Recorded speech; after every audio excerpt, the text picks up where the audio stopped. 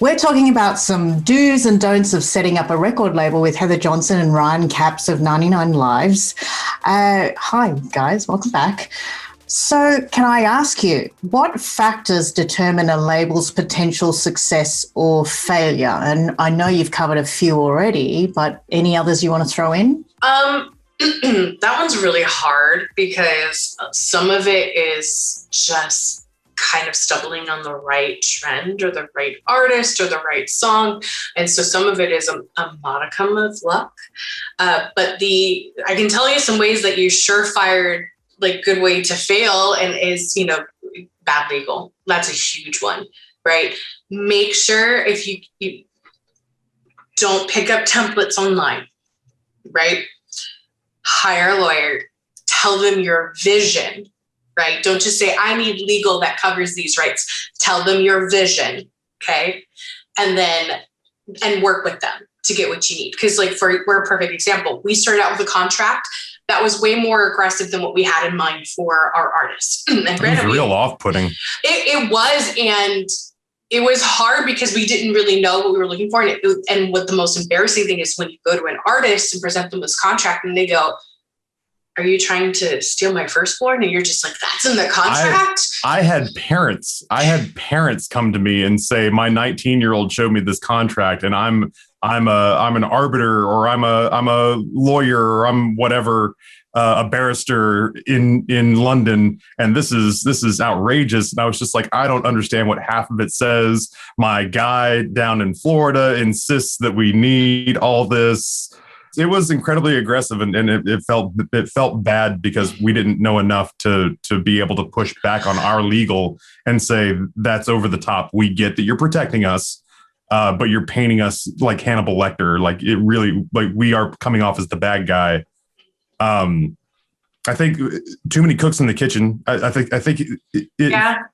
Obviously, if you're gonna have a label, you need to have somebody who's the piloting the helm of the ship and really trust what they're doing. Because when we hot potatoed it around, we made a lot of decisions that were things that we couldn't put back in Pandora's box once we had done them. We went free with all of our music, and that was, yeah, I saw you breathe in like a sharp pain, like a stabbing pain right here.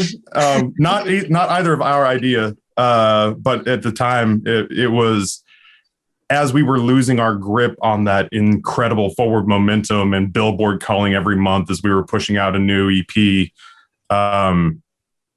as we were losing the momentum and our grasp on that, we started to panic and we tinkered too much. And we didn't really stop to see if anything that we were doing long-term was working, because we just assumed it would work the same way it did the first time, with this catapulting up into the stratosphere.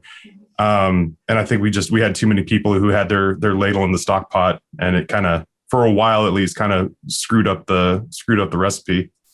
Knowing your market, right? Like know who your customer is and know who your market is. So that was one thing that we were like, yeah, we're gonna provide music for content creators.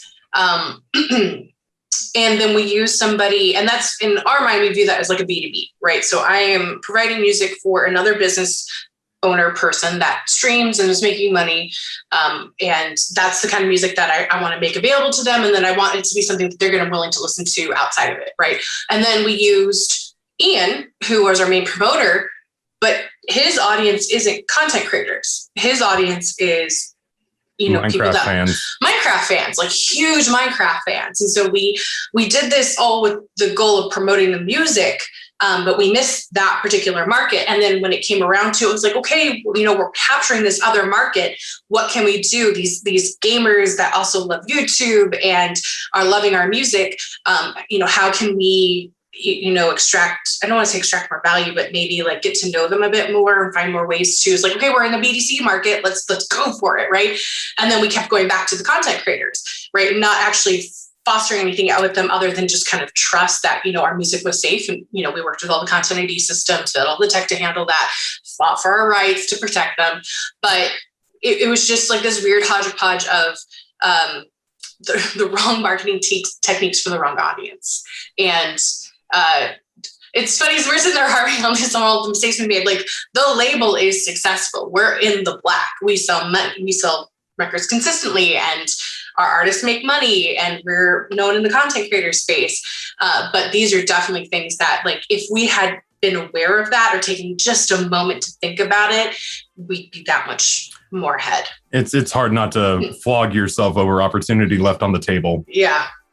Like things go well and things are good and the catalog's awesome.